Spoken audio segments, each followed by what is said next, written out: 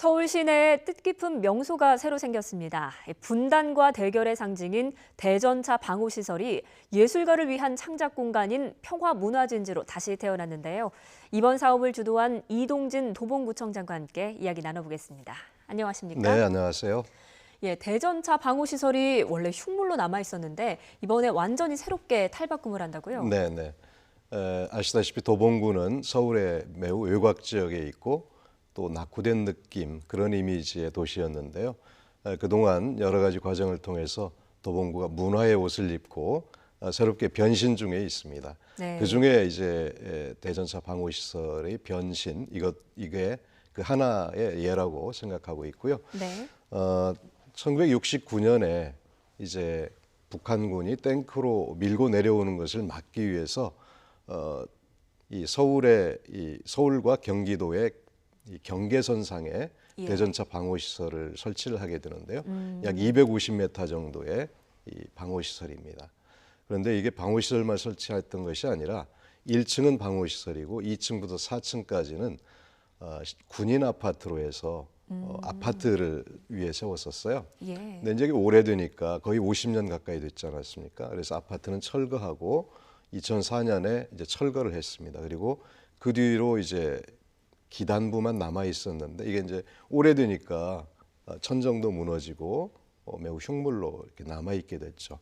이것을 그렇다고 헐어버릴 수는 없었습니다. 왜냐하면 군사 시설이기 때문에. 그래서 이것을 뭔가 이 대결과 분단의 상징인 이곳을 문화와 창조의 공간으로 만들어보자 이렇게 해서 그동안 이제 시민 추진단을 만들어서 민과 관이 협력해서 지금까지 이제 논의를 해왔고, 네.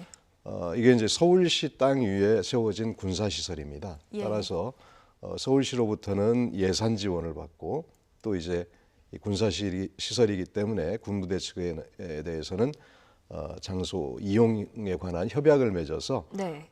지금 거의 이제 공사가 마무리돼서 내일 이제 개관식을 하게 됐습니다. 네, 그렇군요. 구체적으로 어떤 모습인지도 궁금한데 독일에서 베를린 장벽까지 기증을 받았다고요? 네. 대개 한 5개 공간으로 크게 나눠질 수가 있는데요.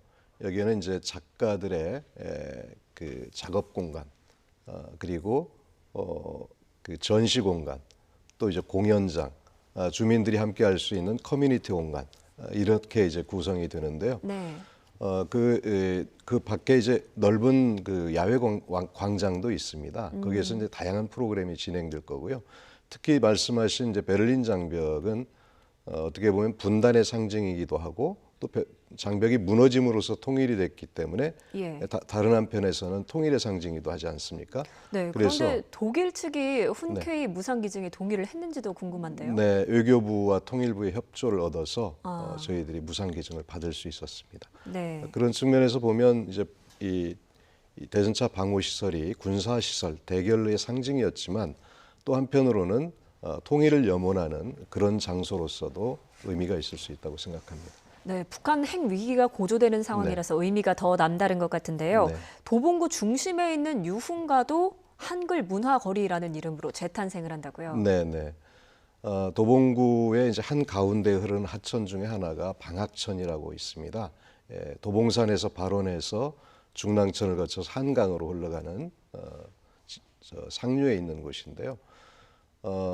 방학천이 최근에 들어서 생태하천으로 변모가 되고 이 산책길을 만들어서 하천에 운동을 하는 주민들이 상당히 많이 늘어났습니다. 네. 그 이전에는 이제 방학천 주변의 모습이 보이지 않았었는데 방학천이 변화가 되면서 그 주변에 있는 여러 가지 이제 술집들 이런 것들이 이 주민들에게 눈살을 찌푸리게 했어요. 네. 31개의 말하자면 좋지 않은 술집들이 밀집되어 있었는데요. 어. 1년에 걸쳐서 설득하고 단속 이런 것들을 병행해서 지금은 이제 다 전업하거나 폐업하거나 이렇게 되어 있는 상황이고요. 예, 그런데 업주들의 반발도 적지 않았을 것 같습니다. 네, 그런 게 있었지만 저희들이 이 설득과 단속을 병행해서 지금 다 이제 폐업 내지 전업을 했는데요.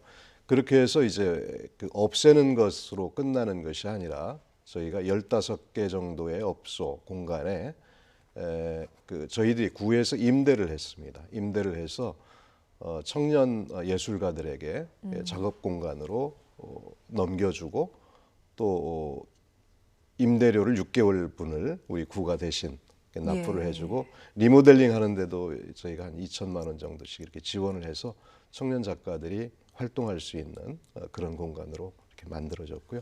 대단히 좋아합니다. 주민들도 만족해하고 입주해 있는 작가들도 만족해하는. 그래서 향후에는 이제 그걸로 끝나지 않고 그 주변 거리를 한글 문화거리로 이렇게 바꿔나가려고 생각하고 있습니다. 예, 그런데 왜 하필 한글 문화거리라고 이름이 붙여진 것인지도 궁금한데요. 네, 그 주변에는 한글과 밀접한 명소들이 있는데요. 네. 예를 들면 이제 서울시 최초의 문학관인 김수영 문학관이 몇 년 전에 개관을 했는데요. 네. 김수영 시인은 뭐 한국의 대표적인 현대 시인이라고 할 수 있죠. 시인이야말로 뭐 한글하고는 뭐 설명 안 해도 밀접한 관련이 있고요. 바로 그 주변에 정의공주 묘역이 있습니다. 세종대왕의 둘째 따님이신데요. 예. 훈민정음 창제에 있어서 매우 결정적인 역할을 했다라고 하는 기록이 남아 있습니다. 그래서 정의공주 묘역도 역시 한글과 밀접한 관련이 있고요. 그 주변에 또 이제 간송 전영필 가옥이 있는데요. 간송 전영필 선생은 우리 민족의 문화재를 국보급 문화재를 일제시대 때 지켜냈던 분 아닙니까? 그분이 가지고 있는 저 수집한 그 문화재 중에 훈민정음 해례본이 있어요. 이제 그런 것들이 다 이제 그 한글과 연결이 돼 있고 바로 그 주변에 말씀드린 방학천이 있기 때문에 그 일대를 묶어서 한글 문화거리로 이렇게 조성하려고 하는 계획을 추진하고 있습니다. 도봉구와 한글이 큰 연관이 있었네요. 네. 이렇게 거리가 새롭게 태어나는 건 좋은데 이렇게 되면 임대료가 올라가게 되지 않습니까? 네. 그렇게 되면 원래 살던 원주민이 오히려 쫓겨나는 사례가 실제로 많이 발생을 하고 있거든요. 여기에 대한 대책은 마련하셨습니까? 아직까지는 이제 그런 현상을 보이고 있지는 않은데 네. 벌써 이제 입주 작가들이 이 입주를 시작하면서 그와 유사한 그 활동을 하겠다라고 문의하는 경우가 좀 늘어나고 있습니다. 네.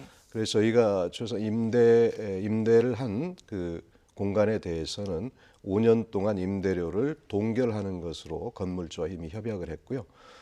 조금 넓게 보면 젠트리피케이션을 예방하기 위한 그런 조례를 저희들이 만들어서 건물주와 또 입주해 있는 그 분들 간의 상생 협약 이런 것들을 저희들이 확대해서 그런 문제가 발생하지 않도록 사전에 예방하려고 제도적인 장치를 마련해 놓았습니다.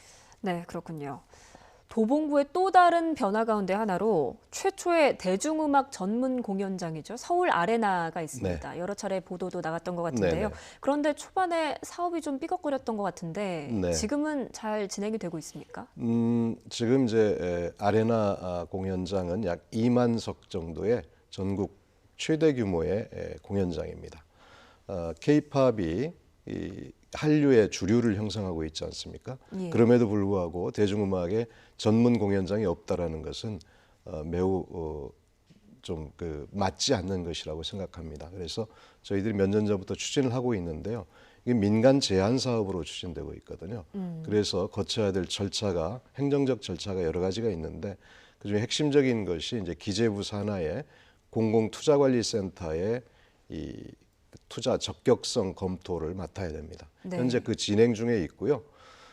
이게 이제 조금은 그 어려움도 있고 합니다만 내년 중반 정도는 최종적인 결정이 나지 않을까 이렇게 생각하고 있습니다.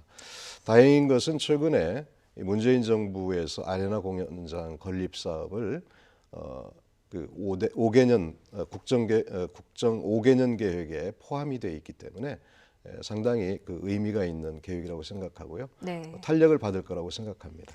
크게 예. 걱정하고 있지는 않습니다. 네, 아무래도 말씀하신 것처럼 K-팝 본고장이니까 네. 전문 공연장이 하나쯤은 있어야겠다라는 생각이 드네요. 구체적으로는 어떤 모습으로 만들어지는 겁니까? K-팝 공연장 그 자체로서도 의미가 있는 것이지만 공연장 하나 떨렁 짓는 것이 아니고 거기에는 이제 다양한 주민들이 이용할 수 있는 그런 공간, 또 복합 쇼핑몰 그리고 숙박시설 등등이 함께 지어질 것이고요. 아레나 공연장이 그런 정도 2만석 규모의 그 공연장이 하나 건립되면 문화적 측면에서 약 300개 정도의 새로운 문화 기업이 요구된다라고 하는 연구 보고서가 있습니다. 네. 그래서 이제 SH공사에서는 서울시에서 산하의 SH공사에서 그 문화산업단지 조성을 위해서 현재 그 바로 옆에 있는 주차장 부지에 그 조성을 위한 계획을 추진하고 있고요. 지금 국제 현상 공모를 시행하고 있습니다. 시행하고 있는 준비를 하고 있습니다. 네. 그 도봉구가 외에도 이제 뭐 그 주변에 로봇 과학관이랄지 사진 미술관이랄지 관련된 여러 문화 시설들이 동시에 진행되고 있습니다. 네, 도봉구가 이제 새로운 문화 명소로 태어날 준비를 하고 있군요. 기대를 해보도록 하겠습니다. 네, 마지막으로 지방자치 현장에 계시니까 꼭 네. 여쭤봐야 될 것 같은데요. 일단 정부는 내년에 개헌 과정에서 지방 분권을 담겠다라는 의지를 표명하고 있습니다. 네. 여기에 대해서 어떻게 생각을 하십니까? 우리가 지금 갖고 있는 헌법은 87년에 개헌이 됐지 않습니까? 그 당시에는 지방자치가 시행되고 있지 않은 상황이었습니다. 그 당시 헌법에서는 지방자치의 정신을 담을 수 있는 사회적 배경이 아니었죠. 근데 지금은 지방자치가 시행된 지 23년이 지난 이런 상황이기 때문에 이 개헌이 이루어진다면 반드시 이 자치와 분권의 내용이 담겨야 된다 이렇게 생각합니다. 문재인 정부에서도 연방제 버금가는 자치분권 이것을 개헌에 담겠다라고 선언하신 바 있고요. 또 그저 여수에서도 그와 유사한 말씀을 해주셨습니다. 지방자치는 풀뿌리 민주주의라고 보통 얘기하지 않습니까? 그냥 자치의 권한을 단체장의 권한을 확대하는 것이 아니라 민주주의의 저변을 확대하는 매우 사회적으로 큰 의미를 갖는 것이라고 생각합니다.